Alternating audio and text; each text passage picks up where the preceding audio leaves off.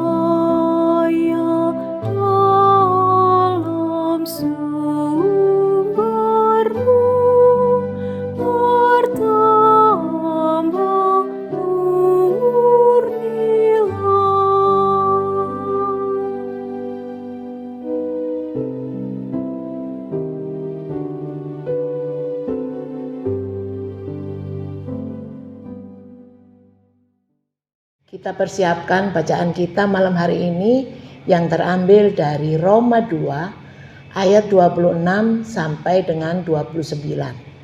Roma 2 ayat 26 sampai 29. Sebelum kita membaca, marilah kita satu dalam doa.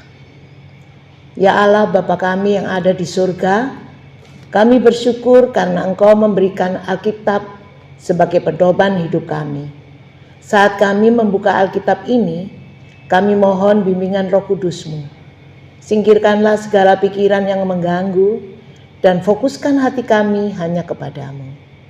Biarlah firman-Mu tidak hanya kami baca, tetapi juga kami resapi dan dapat kami lakukan dalam kehidupan sehari-hari.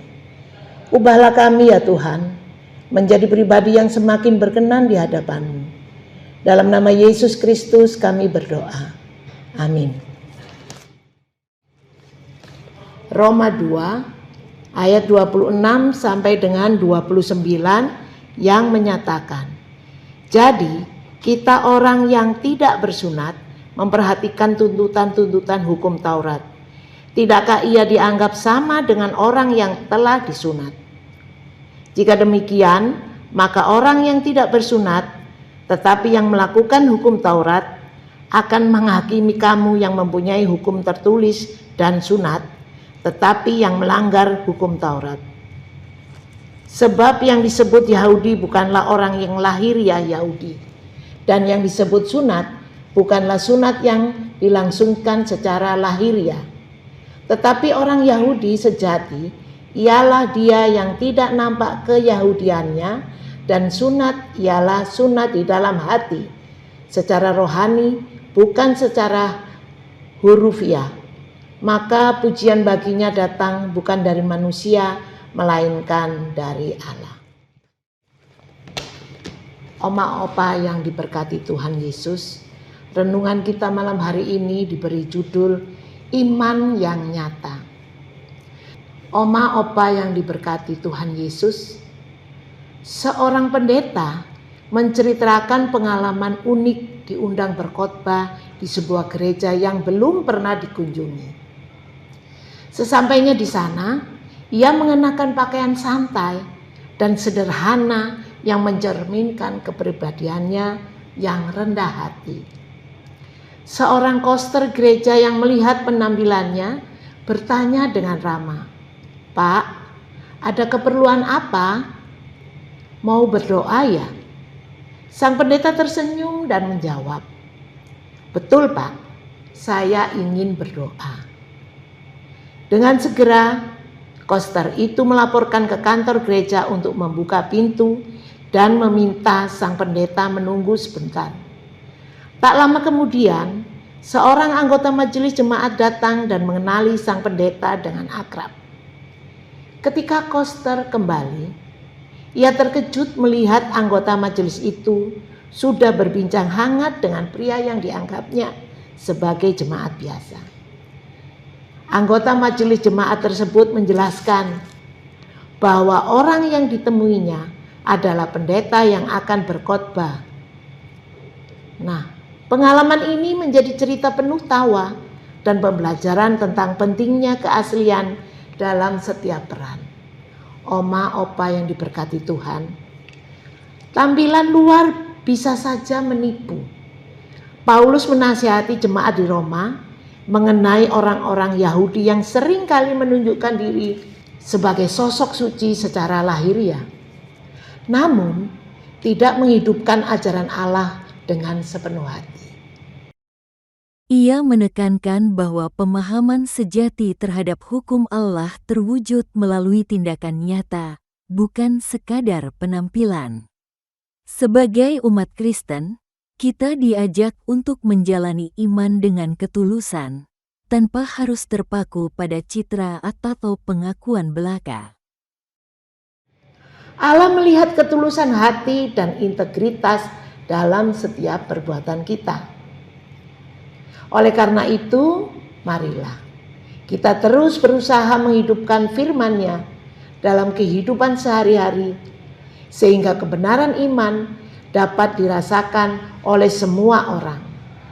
Kisah ini mengajarkan kita agar selalu mengutamakan keikhlasan hati dalam setiap perbuatan, sehingga hidup kita menjadi saksi nyata dan kebenaran Allah. Terpujilah Kristus.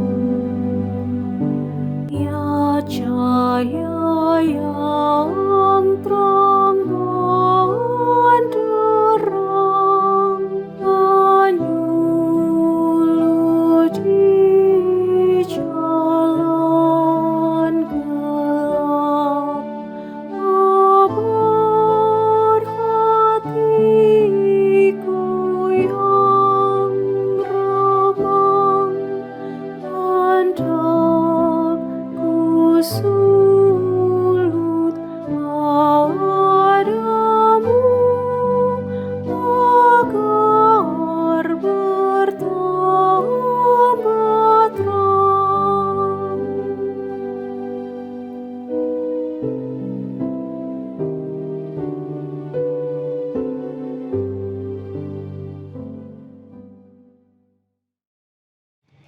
Sebelum kita mengakhiri renungan kita malam hari ini, marilah kita berdoa. Ya Tuhan, terima kasih atas firman-Mu yang mengingatkanku hari ini. Kami bersyukur Engkau tidak hanya melihat penampilan kami di luar, tetapi Engkau melihat hati yang tulus. Tolonglah kami agar kami tidak hanya bangga menjadi pengikut-Mu secara lahiriah, tetapi memiliki hati yang sungguh-sungguh Engkau ubahkan. Bantu kami untuk hidup dalam kebenaran-Mu, bukan hanya untuk dilihat orang lain, melainkan untuk menyenangkan-Mu. Jadikanlah kami pribadi yang dibimbing oleh Roh Kudus, agar hidup kami memancarkan kemuliaan-Mu. Kami berdoa untuk gereja-Mu di seluruh dunia, khususnya di Indonesia. Kami juga berdoa untuk para pemimpin gereja, para pendeta, presbiter, dan pengurus gereja yang lain. Penuhilah mereka dengan Roh Kudus-Mu. Berikan mereka kekuatan dan semangat untuk melayani jemaat dengan tulus. Jauhkanlah mereka dari kesombongan, kelelahan, dan pencobaan. Berikan mereka hati yang mengasihi jiwa-jiwa dan keberanian untuk memberitakan Injil dengan jelas. Ya Tuhan Yesus, kami juga berdoa untuk jemaat-Mu. Tolonglah kami agar kami menjadi gereja yang hidup, yang bukan hanya berkumpul di gedung, tetapi menjadi terang dan garam di tengah masyarakat. Jadikanlah kami murid-murid Kristus yang sejati, yang mewujudkan kasih-Mu dalam setiap tindakan kami. Biarlah gereja-Mu terus bertumbuh, baik secara kuantitas maupun kualitas, menjadi saksi yang kuat bagi nama-Mu. Kami berdoa untuk para pemimpin bangsa dari yang tertinggi hingga terendah. Berikanlah mereka hikmat dan kebijaksanaan dari surga, agar dapat memimpin dengan adil, jujur, dan bertanggung jawab. Jauhkanlah mereka dari godaan korupsi, keserakahan, dan kepentingan pribadi. Tuntunlah mereka untuk selalu mengutamakan kesejahteraan rakyat dan persatuan bangsa. Tolonglah masyarakat kami untuk hidup damai dan kerukunan, saling menghormati, dan jauhkanlah kami dari perpecahan, kebencian, dan intoleransi. Biarlah kami menjadi bangsa yang takut akan Tuhan. Tuhan, kami juga mau agar kami mencintai kebenaran dan berjuang bersama untuk masa depan yang lebih baik. Terima kasih ya Tuhan Yesus. Kami serahkan doa syafaat ini dalam nama Tuhan Yesus Kristus. Kami berdoa dan mengucap syukur. Amin. Terima kasih Oma Opa yang diberkati Tuhan. Terpujilah Kristus. Haleluya. Sampai jumpa di pertemuan yang akan datang.